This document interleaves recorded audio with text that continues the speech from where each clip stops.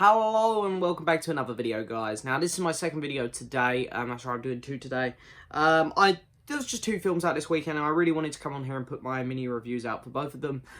First off though, if you want to hear me go into more detail on this film and the other film I talked about, Greyhound, make sure you check out my podcast, Off to the Movies, which I do with my friend Ryan. There's a link in the description to that. If you follow that and check out our latest episode, episode 23, you'll be able to hear me and him go into a lot more detail together on both these films, as they were both released on Friday. This one went to Hulu, which is an American streaming service. And I was quite excited about this film because it's Andy Samberg, and I really like Andy Samberg. And this film sounded really cool to me. I like time loop films. You know, one of my favourites is Edge of Tomorrow, Live, Die, Repeat, the Tom Cruise film. You've got Groundhog Day, Happy Death Day. There's a lot of really cool time loop films. I really enjoy that concept, of living the same day over and over again. So I was really intrigued as to how Andy Samberg would do it. And honestly, I think he done an amazing job. I don't think he's credited to the writing. No, he's not. But so I'm saying Andy Samberg done a great job. He didn't write it.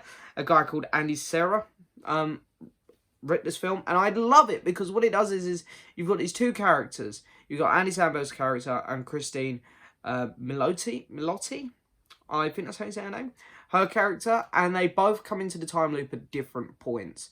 I love the fact that Andy Samberg's character has already been in there. He's been in there for God knows how many days. And I love that, because in every other film, Edge of Tomorrow, Groundhog Day, you see Happy Death Day, you see the character go into the time loop.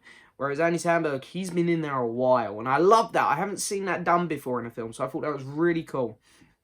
Whereas you do get with Christine Milioti's character, you get the... she's just gone in there. It's all fresh and new for her. So you kind of get the best of both sides there. And these two, their chemistry is off the scale in this film. It is a romantic film, this. And these two are off the scale in it. You believe their characters so much. You believe them falling in love so much. I love the scenes where it's just them two messing about. They know that the day's going to get rewind. It's all going to get undone. So when they kind of start to live in it a bit and they play around, it's so much fun to watch. And at the end, when they there's a part where they of course start to drift apart and then they come back, and it's so well done, so well written. I love both these characters so much.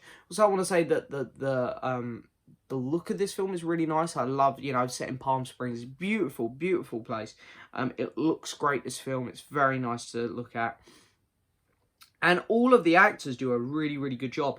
Speaking of really good actors, J.K. Simmons is in this. I didn't know he was in this. It's funny, Andy Samberg's talking about this guy, and then it does a flashback to him with this guy, and I was like, that's J.K. Simmons. He has one line that absolutely cracks me up. It's during one of the days where his character is dying. Of course, the day gets undone, so he doesn't die. But anyway, and he sees the woman for the first time, and he's like, who the hell is she? One of the funniest lines in it. Absolutely cracked me up. I loved all the side characters as well. Some of them were real arses, and then some were really nice. There was just some really, really funny moments in it. It's a really sweet film. And all the acting from all around is great. This is more of a serious film for Andy Samberg.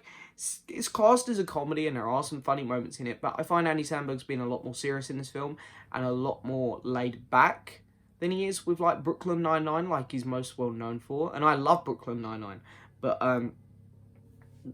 he's really good in this movie, and he's proving that he can act really well. Everyone was really good in this film, of course. All the actors have really done a great job.